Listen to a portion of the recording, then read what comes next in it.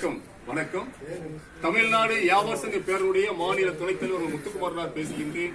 இன்று 18/10/2025 கடலூர் துறைமுகம் காமாட்சி கோயில் அருகில் உள்ள ஜவுளிக்கடை சந்திக்கின்ற ஜெயசக்தி விநாயகர் ஆலயத்தின் முன்பாக துப்புரவு பணியாளர்களுக்கு, துப்புரவு மேற்பார்வையாளர்களுக்கு, துப்புரவு ஆய்வாளர்களுக்கு பொன்னாடை அணிவித்து புத்தாடை வழங்கி தமிழ்நாடு வியாபார சங்க சார்பாக இனிப்புகள் கௌரவிக்கின்றோம். அந்த வரிசையிலே மாரியப்பன் ஒரு அன்புக்குரிய தம்பி, அருமையான மனிதர். இந்த முகத்தை நான் மறந்ததே கிடையாது. ஏன்னா நான் பல வருஷம் பார்த்துட்டு இருக்கேன்.